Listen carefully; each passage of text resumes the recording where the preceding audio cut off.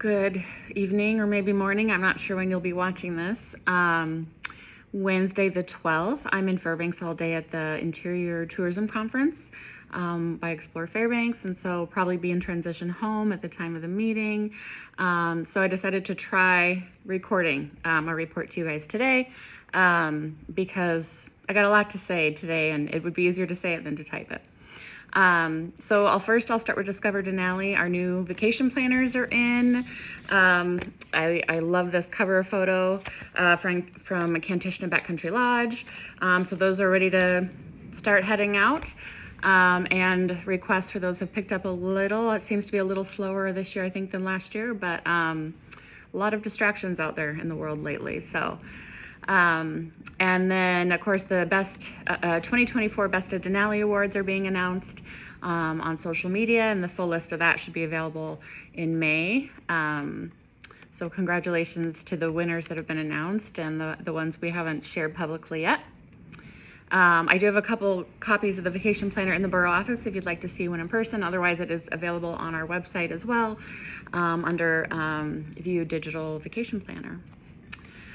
On the chamber side, we have a new website up and running, and one thing I really wanted to highlight on there is the new community calendar that is synced with school district calendar, the library calendar, the borough calendar, and anybody who has a calendar with public events or board meetings can provide me that link, and we can get that on there. And I'm really trying to build a complete community calendar where somebody can go and see everything happening in a day or a weekend or over the next month. So encourage people to check that out. In pursuing conversations with ICHC regarding board service, their executive director has indicated at this time they're not interested in having me join the board. The only explanation I was given is that they are currently pursuing patient board members at this time. April 2nd, there is going to be an online Zoom meeting hosted by the Chamber with information on a few different programs. These programs first came to my attention at, it must have been the November Local Emergency Planning Committee meeting. And they include the Stewardship Program, the Alaska Fireways Program, and the Environmental Qualities Incentives Program.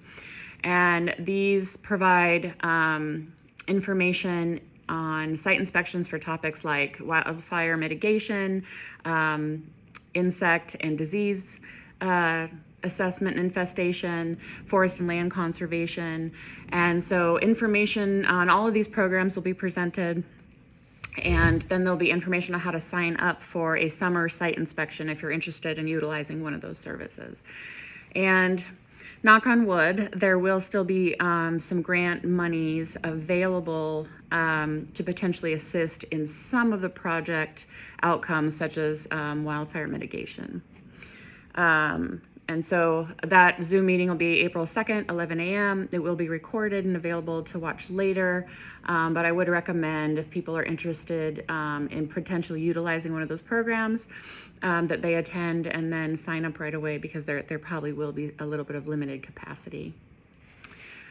I have sent a document to Amber and Mayor Knoll in regards to kind of beating the dead horse on my request for the borough to collect some additional information for visitor statistics through the 08 tax reporting system.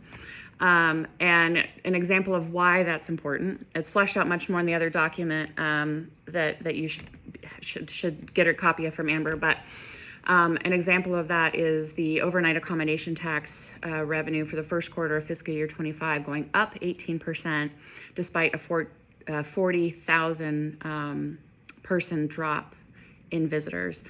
That 40,000 person drop was directly tied to the Riley fire. It happened in the month of July. Without that drop, it would have been about on par with last year's visitation numbers throughout that quarter.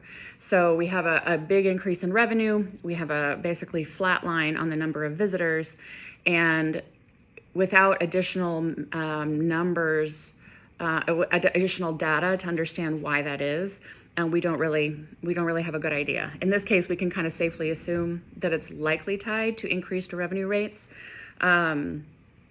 Is it increased revenue rates at the larger hotels where the bulk of that comes from, but other rooms are empty? We can't really say for sure. So a deeper dive into why I think that additional data is important, and that hopefully should be in your email. If you're into AI, or even if you're just curious about AI, it's something I've been playing around with a lot lately with work. And if you go to ChatGPT, you would have to set up an account to do this. But then you go into the GTPs, explore GTPs is what the label would say. And you type in my name.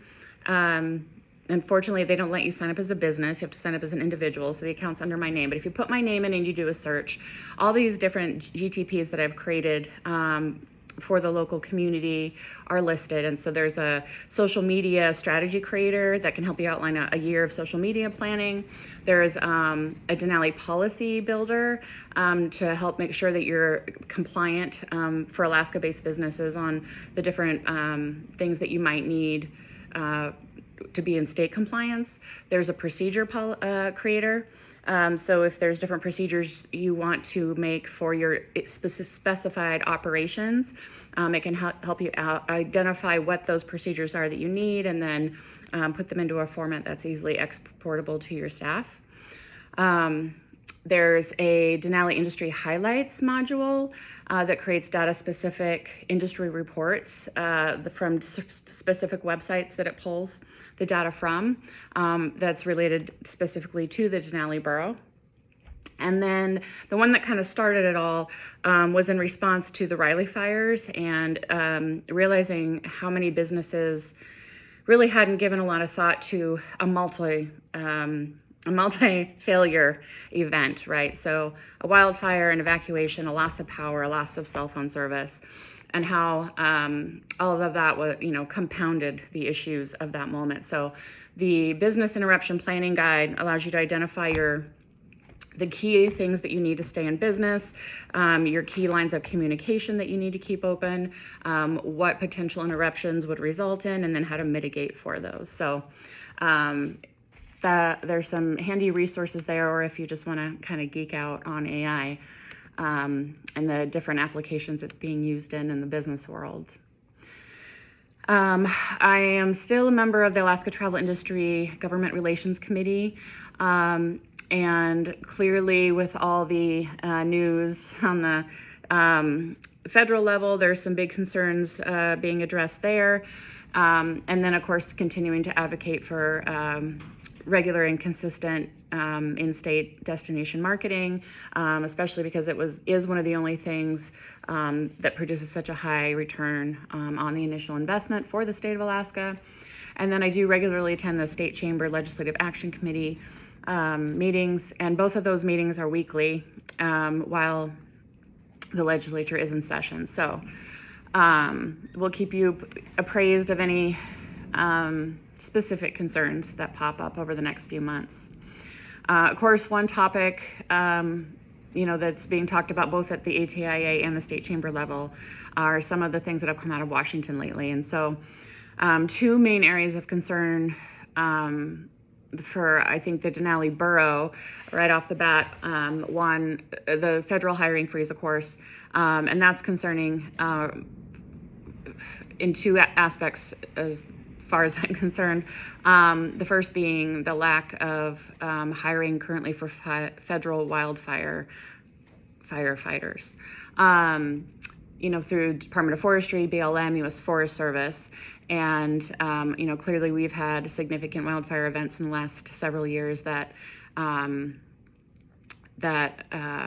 statewide that really call into the importance of those crews. And then additionally, of course, how that federal hiring freeze is going to impact the National Park Service. So I did have a chance to have a discussion with Superintendent Merrill on the specifics of how that might affect us here locally. And the Park Service has about 130 year-round permanent employees, and they hire another 100 seasonally. And usually about this time, she said they have that pretty well fleshed out. in terms of the number of positions in each area. And many of those positions had actually already been offered to people. So when that freeze went out, those 100 positions were either rescinded to those who had already had job positions offered, or they were frozen, which meant they can't proceed with the additional process of hiring for those positions. And so what that means exactly, to some degree, is still being kind of fleshed out, and actually is largely unknown based on when that freeze might potentially be lifted and what that timeline would look like at the time that that happened, and how they could, how fast they could potentially fill that, those gaps. And so, hold on, my tablet shut down. I gotta reopen it again for those specific notes, but I'm almost there. Here we go. So the areas that would be impacted include visitor center, educational and safety, road crew, maintenance, health and safety, and visitors facing services. The health and safety is of particular concern. That is EMS response and emergency response. And so there is a high potential that if that isn't able to be staffed, or it's not able to be staffed until a later date in the summer, July 1st, for example, that the extra burden of that is going to fall on our local volunteer fire department squads. And that, could be everything from a search and rescue operation to a car accident inside the park boundaries to a heart attack on a bus. So that, of course, can have significant impact on a service that's already stretched a little thin. Visitors facing services can include dog demos, ranger-led activities, and a lot of those front country things that the park has tried to build out over the last several years to kind of spread out the visitor impact. It might mean the visitor center might not open, or it might open with reduced staffing or reduced hours. And so what that also means is the Doyon Airmark joint venture, that will be able to operate. The bus tours will go, but the support services associated with that might fall short. And so things like bathroom services, wastewater treatment are kind of up in the air at this point. And I heard the word bathrooms and my radar went off because it's already a high concern, the lack of public restrooms in the Denali Park Canyon area. I have had letters and emails sent from guests who have had accidents because there's no public bathrooms. They didn't know where to go to access a private bathroom. There's no signage, right, for those private bathrooms that exist along the boardwalk area. And so it's already an issue in some ways. And if those facilities are not accessible in the park, I do think that that's going to be a potential weak point. And it's something that maybe the borough needs to think about addressing for long-term health and sanitation purposes. The other concern, of course, is when that hiring freeze is rescinded, how long it has been is going to impact a lot of what ends up happening. If it's 30 days, it won't have the same impact as if it's 60. But at some point, those people whose jobs have been rescinded are going to have to make a decision. Do I stay and do I wait and do I hope, or do I find another job that's a sure thing? And so there's so many different ways that this could play out in terms of longevity, in terms of who ends up staying and being hired, and what level of staffing we get, that I think there's a lot of uncertainty just across the board right now. And then a lot of uncertainty of how that will translate to the private sector. So do we have the ability, if we still have full buses, but reduced front country services, to absorb that in restaurants, to absorb that in tours. So it could be a really interesting summer. The other thing that it can impact is search and rescue operations, especially where climbing is concerned. And so the fate of the climbing season could potentially be up in the air, which doesn't impact us, of course, as much as it would impact Talkeetna. But another thing to consider. All right, so what else we have here? I think that's it on the chamber front. Pivoting to the Denali Community Foundation, of course, announcements out of Washington have forced a pivot there in a lot of areas as well. I've been having discussions with DPLC on how to provide some support for their situation as it stands. They're well staffed at the moment, but the staff that exists does have some limitations. So currently the center's open from 8 to 5, which of course is not ideal for parents that work and need to be at work at 8 and not leaving work until 5. And so they're working on finding additional staff to potentially open sooner and close later, especially when summer arrives. Working on solutions to better serve older children that might find the activities available on site not to be all that exciting, and so was beginning to look for grants and opportunities to support them in their in the work that they're doing along that line. I'd made some good progress with the community well. Actually, the morning it was announced that there was a Freezenal grant funding, I had a technical assistance planning meeting with the EPA and a couple of consultant groups that they work with. And I had given them a proposal that was very broad, everything from a basic well where people could just access it to fill up jugs and trucks, to let's look 10 years down the road and what does the public water access need look like? Is it a kitchen for neighbor to neighbor so that they have the ability to process freshly donated food or perhaps even to cook meals? Because of course, their service is growing every year for an increasing number of people in the community. Is it a washateria type situation with access to bathrooms, showers, laundry? And so I really kind of put together a multi-phased potential investment for all different aspects of a potential community well. And so woke up the morning of the announcement to find that meeting canceled for the day. And the the communication I received on that is that they have been instructed to cease communications on their grant programs. So holding pattern there. And then I've been talking with the Spruce Network, revisiting the Community Rec Center project. The initial work that was done is very comprehensive.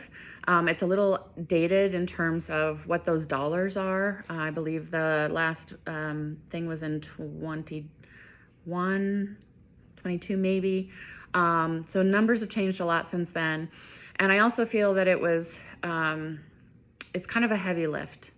What was designed is something that I don't think we have the capacity in the borough to manage at this time. So creating a survey that should be out next week, asking people to really look at what that design contained and then really identify the top needs, the top priorities, so that potentially we can start working toward that goal in something that's smaller and more manageable and feeds the initial need first, and then to something, of course, that we can build on. Also working on some housing need assessment stuff with Stephanie Ford and identifying some potential options for who can do that assessment, how it could be handled, what the different needs of the different communities were. And to that end, I have a business housing survey going out next week. Because the business need, of course, is a little different with our seasonality and our unusual employer-provided housing. So all businesses in the borough, whether you house employees or not, are encouraged to take that survey. If you don't house any employees, it'll be really easy, just a couple clicks and you're done. But it'll help us track what that need is, what it looks like, and it'll help identify people that maybe don't currently have employee housing that would utilize it if they could, or if they had the funding for it. And that's a special component that a lot of typical housing needs assessments don't include. So if help us out and take that. And unfortunately, a lot of that work is just kind of ground to a halt. Most of the things that the Community Foundation is looking at in terms of implementing for programs and projects require grant funding, and the vast majority of private foundations and grant programs don't fund capital projects. So kind of in a holding pattern there for the time being, and looking at maybe pivoting to some different planning, or just kind of putting things on pause until we have a better idea of how that will all flesh out. So it has been a very busy and unpredictable couple of weeks. So I hope to join you again in person for the March meeting. And in the meantime, any questions on either the report I sent in, the report I've done orally, or any of the stuff I'm working on, please feel free to call or email. Thank you.